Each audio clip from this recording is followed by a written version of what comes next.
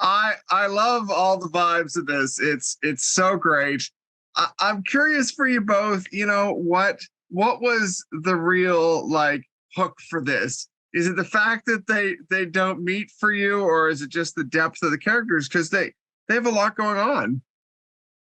Yeah, I mean, all of that. The fact that it was a rom-com, I'd never done one before. That was really enticing to me. The romance, or the intimacy, should I say, of like writing to each other, and how romantic that can be. Starts off as quite functional, and then tips into something else, which I think is really sweet. And when you've watched, like, I guess, period dramas or rom-coms of maybe quite early, the people were writing letters to each other, and I've always found that really like sweet, and like, okay, let's do that in a digital age. How can we make an analog world fit into a digital world and make that believable? And that was a really nice hook for me, I'd say. Yeah, totally. I agree with everything you just said. Okay, well then I'll start with you, Jessica, for the next one.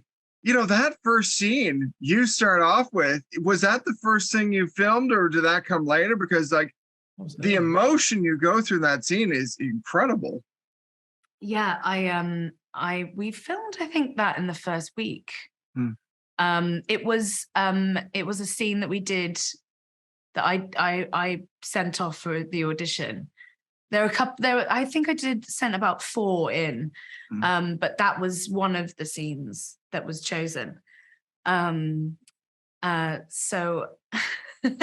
I kind of let it rip when I was at home, and obviously when you're doing that in reality on a set, you're going to have to do it multiple times. And I didn't really know how I was going to approach it, but I listened to something. I listened to a voicemail I hadn't listened to in a very long time. And it sort of, just to put myself into a space that reminded me of feeling exactly like that. And yeah, it just kind of unlocked a lot of stuff. Yeah, you can feel it as soon as you see it. Yeah. It's incredible. That scene to open with, it's such a bold, dramatic moment. I love, Anthony, what you're saying about, the whole letters thing, because the vibe I got was shop around the corner, or you've got mail in a way as well. Can you give away, are they going to meet? It seems like they have to, but is there anything you can say about that? I think I can say that they meet.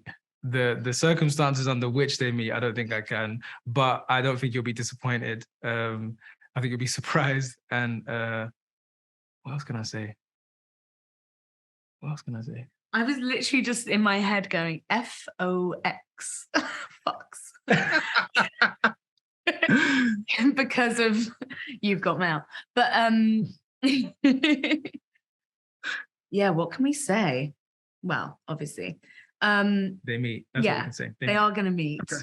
But I think it's so interesting how much they both want to get information about the other person. They've both been adamant that they will not meet and their lives aren't going to cross over, and they can just absolutely do this without having to communicate.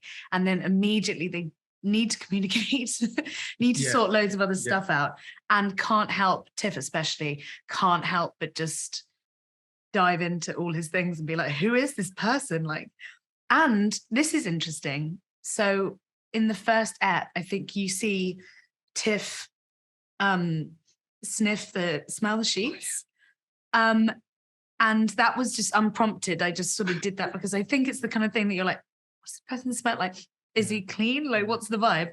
And then like a couple of weeks later, when you were filming your version of That Morning, you smelled exactly the same thing in the same way. Yeah. And no one told us to do that. So we were both obviously revealing a bit of ourselves in that moment of going, yeah, okay. Just thought that was really funny. Yeah, it is that, trying to get closer to the person, but actually stay over there, Yeah. Yeah, I can't wait to see the rest of the show. Thanks very much. Thank you so much. Cheers.